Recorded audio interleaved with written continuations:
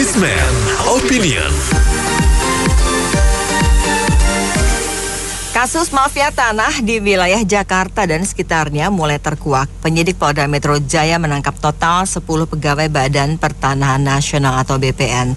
Apa komentar Anda dengan kasus mafia tanah ini dan bagaimana pengalaman Anda? 6339160.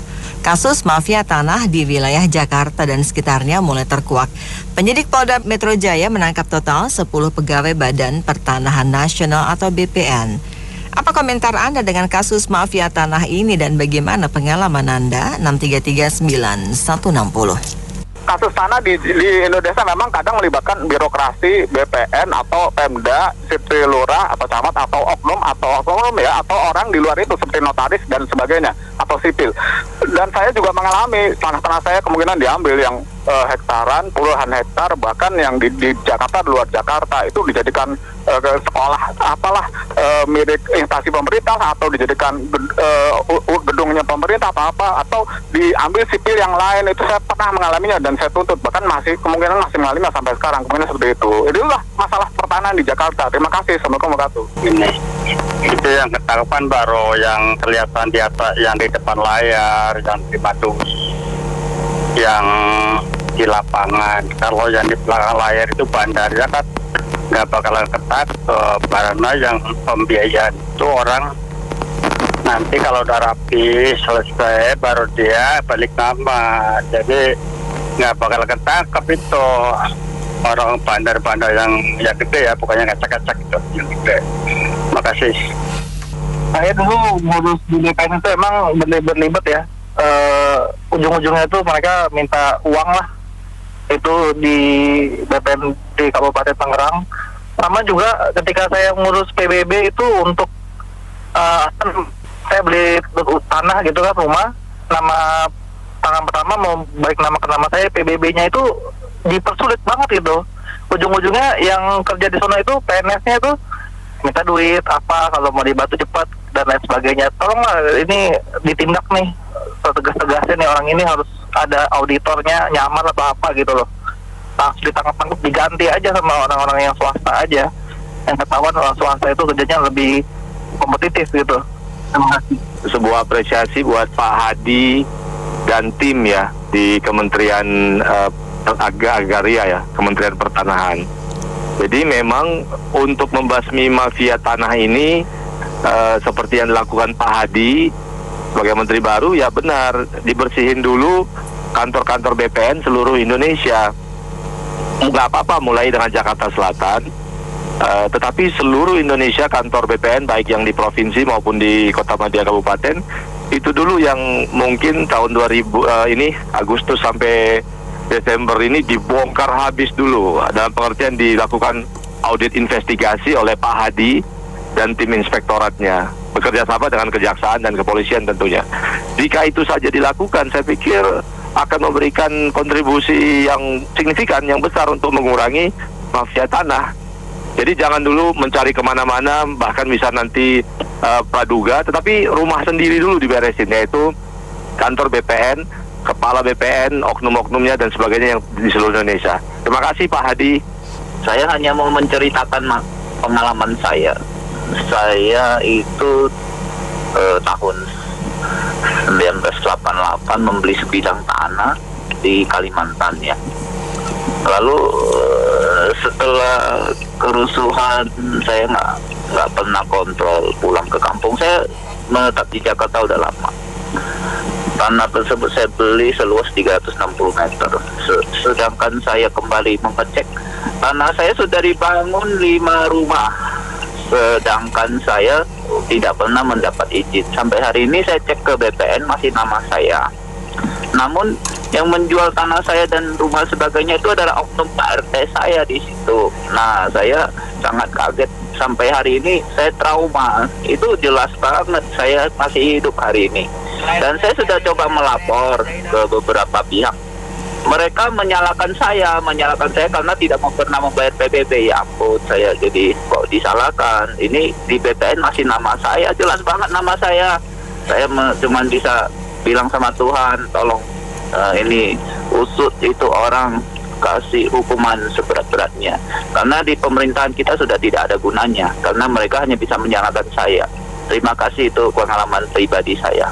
Kalau beli tanah itu kan fisiknya itu harus dikuasai, paling nggak kan dipagar gitu kan. Soalnya kalau di Indonesia itu kakeknya itu udah jual, habis itu tanahnya ditinggal, ditelantarin puluhan tahun. Nanti cucunya lahir itu bisa menimbulkan waris lagi.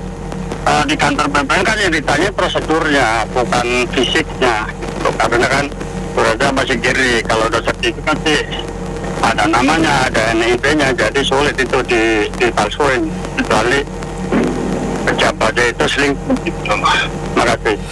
Apresiasi ya Bapak Hadi yang sedang jadi ketua BPN ya, itu sangat tegas ya. Kalau bisa mafia tanah bukan hanya di Jakarta Selatan, seluruh Indonesia dihapus gitu, karena itu jaringannya sangat jahat, terstruktur, sistematis dan masif gitu ya. Terutama berikan perlindungan kepada mereka yang kasihan, yang nggak ngerti hukum tuh Bu. Banyak yang ditipu di daerah, di Jakarta juga sama. Itu tegaslah Pak Hadi, siapa aja yang nggak benar itu, siapapun backingannya harus dihabisi. Itu aja, terima kasih. Saya udah punya pengalaman ya. Sebenarnya tingkatnya itu betul ada oknum pegawai BPN.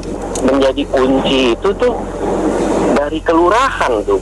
Sebenarnya kelurahan menerbitkan, misalnya ada orang gitu membawa dokumen atau surat apa.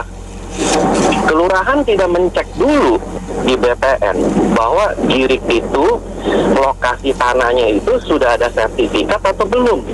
Nah, lalu dia main terbitkan aja, ya betul surat Girik ini atau entah itu apa C1 itu ada di catatan kelurahan tanpa dia cek lagi ke BPN di kelurahan.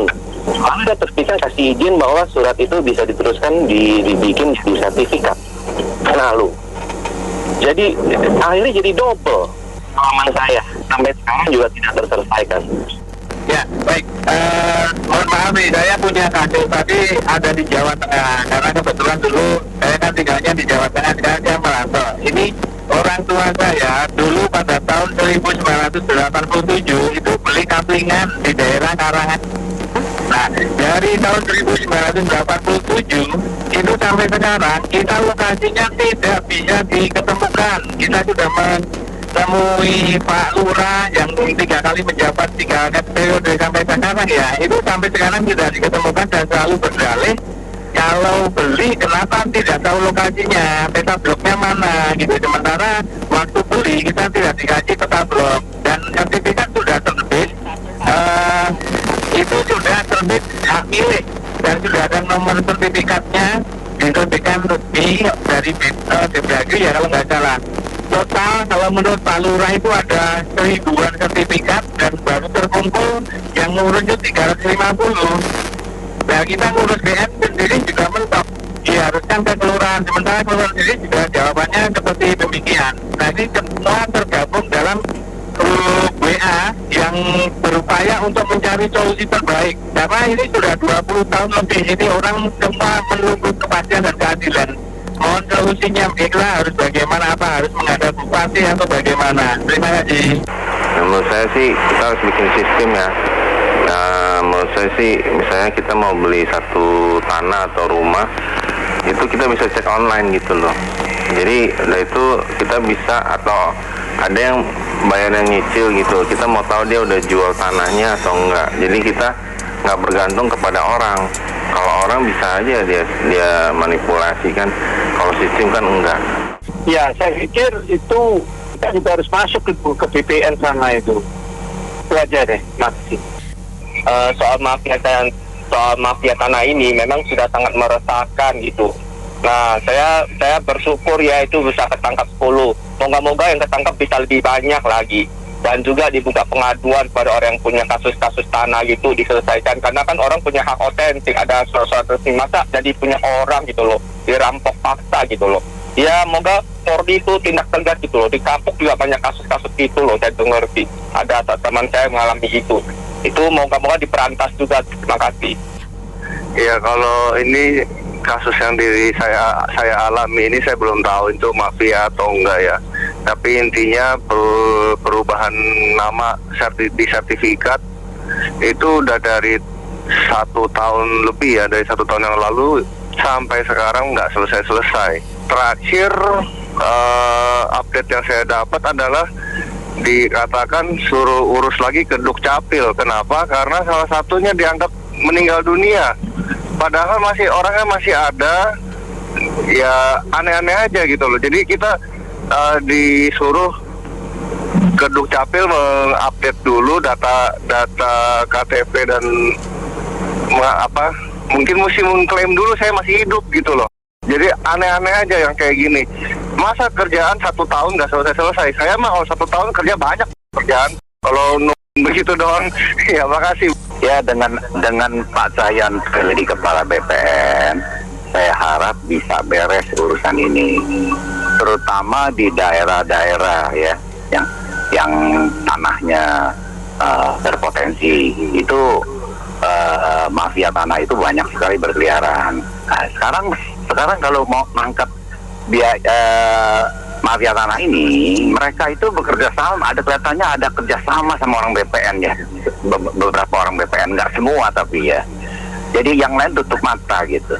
Termasuk aparat-aparat desa dan kecamatannya, semua itu kena semua kalau menurut saya. Jadi terutama yang daerah Kerawang Pak, ya. Jadi saya alami begitu. Dan yang paling penting itu BPN kalau sudah tahu tanah itu ada sertifikatnya, nggak mungkin dong dia nggak tahu dan dia keluarkan sertifikat double walaupun ada surat dari kelurahan maupun kecamatan gitu. Nah ini yang terjadi dan saya pernah mengalaminya. Itu bagaimana itu? Saya kira kita pegang ke BPN setempatnya saja Pak. Jadi nanti bisa rembet semua, kena semua itu. Ya terima kasih. Ya kita sih punya harapan besar ya sama Menteri Agraria yang baru ya Pak Hadi Cahyanto ya, mantan Panglima itu ya. Moga-moga dia gebrak dengan benar-benar habisin gitu loh. Karena ini memang masalah ini sangat mengganggu gitu loh. Terutama ya Jakarta juga daerah-daerah juga. Dan moga dibukaan channel lah gitu. Jadi bisa pengaduan dan Pak mantan Panglima itu embat gitu loh, diembat semua sampai bersih-bersih gitu. Terima kasih. Mafia tanah Indonesia itu nggak bisa basmi. Saya udah rasakan seperti developer Jakarta semua kalau nggak mafia tanah nggak jadi. Itu mainan makanan bagi-bagi rezeki. Contoh presiden bangun jalan tol, coba kalau nggak ada mafia nggak jadi tolnya. Terbukti kan jalan kereta api super cepat Jakarta Bandung itu ada penyakit nggak bisa, saya jamin deh. Terima kasih. Mafia tanah itu juga dimasukkan dalam kejahatan kemanusiaan, pelakunya dihukum mati dan asetnya disita supaya jadi mereka itu pada menimbulkan efek dia gitu. Jadi orang nggak pada ikut-ikutan jadi mafia tanah. Itu aja gue makasih. Mafia tanah ya udah klasik lah, kita dari tahun ke tahun kabinet terus nggak usah jauh-jauh lah. Mafia tanah kemarin bagi-bagi sertifikat bagaimana itu kita jadi semenjak ingin sertifikat dikeluarin kok muncul nih mafia tikus-tikus musuk dengan dalih oknum lah ya, oknum di pemerintahan lagi yang bermain nggak tanggungan pejabatnya katanya itu. Saya lihat di media kaca ini.